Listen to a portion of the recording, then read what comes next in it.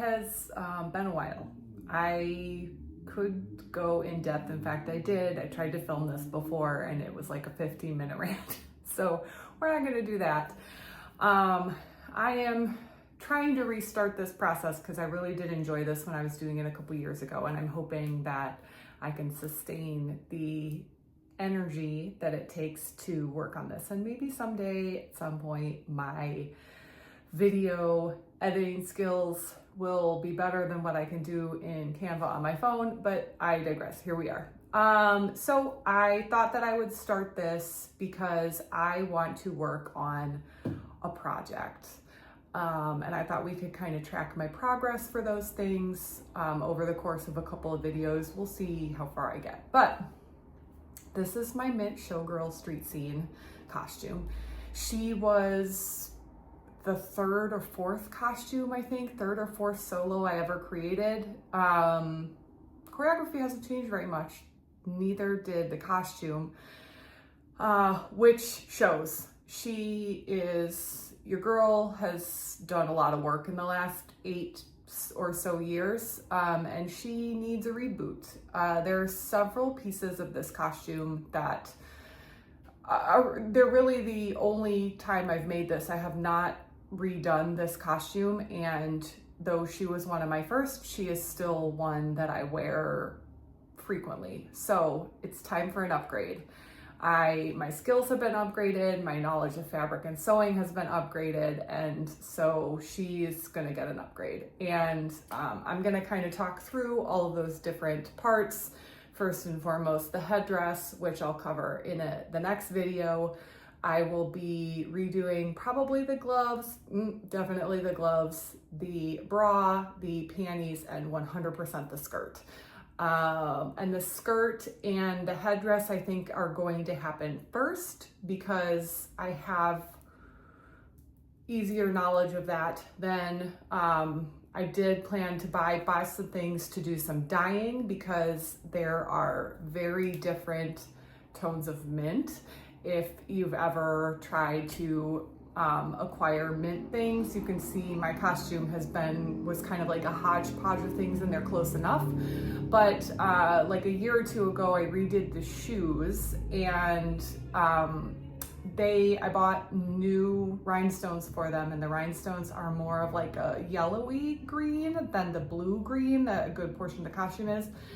They're not far enough apart that you would that it's glaringly obvious, but it is just a more conscious decision that I want to make this time around. So that's the plan. I'm going to try to film as much as I can, though I'm gonna be honest, I'm not great about filming while I'm actually doing things like sewing and stuff. My office / costume room is a great space, but I do have to kind of make things work, and that makes it hard to do some filming. So we'll see. At least I can talk through my process and we can go from there. So first up is the headdress. I took this girl apart. Oh, okay, here you go. I'm in the process of recovering. You could kind of see this is the original blue. I completely dismantled this down to the wire frame that I had originally gotten from Geico Meister on Etsy, and followed a YouTube tutorial on how to wrap it in foam and then wrap it in ribbon, and then you adorn it however. But the foam and the ribbon is to kind of give it some cushioning around your head. It was like a samba trick I saw on YouTube. Works out great. So I completely took the headdress apart. I tore all of the rhinestone stuff off all the way down to the metal, and then redid the foam wrapping, and then redid the ribbon wrapping in the original, I don't know if you could see, bluish that I had.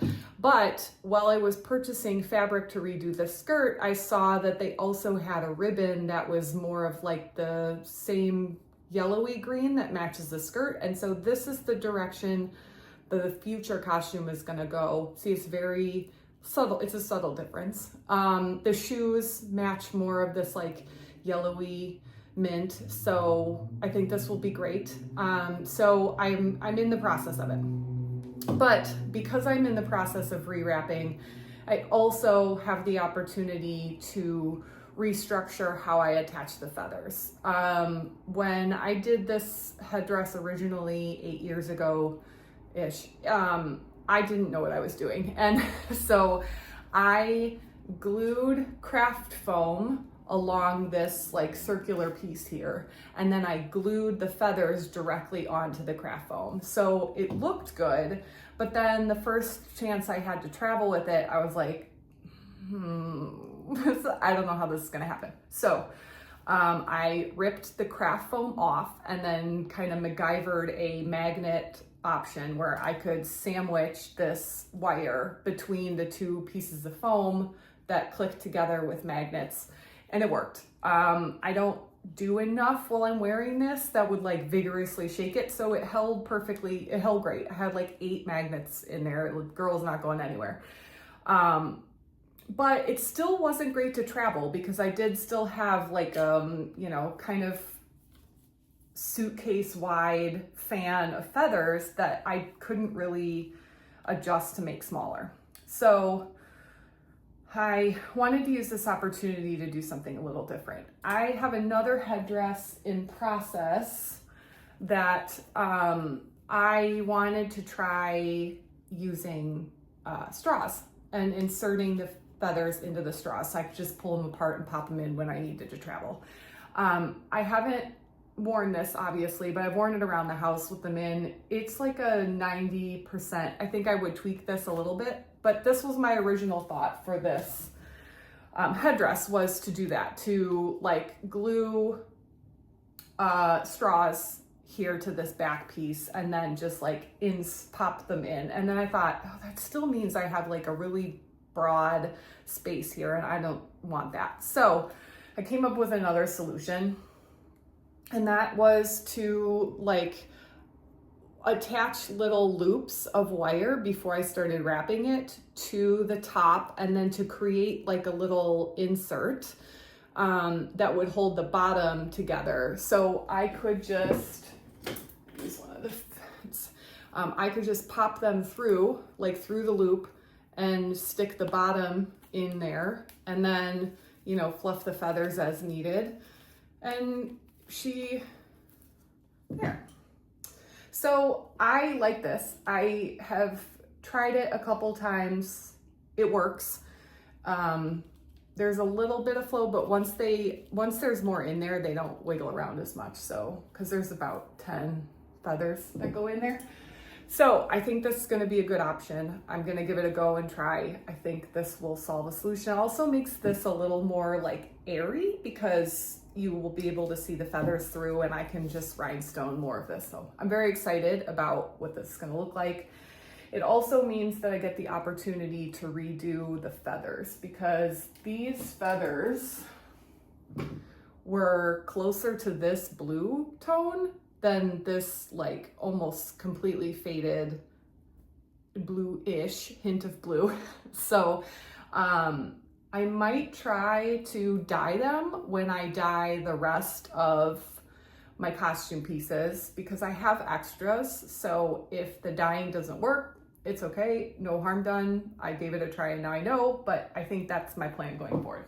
So I'm going to keep wrapping in the new ribbon and then work on rhinestoning, because all of that can happen when I'm waiting for the feathers, because the feathers are the feathers.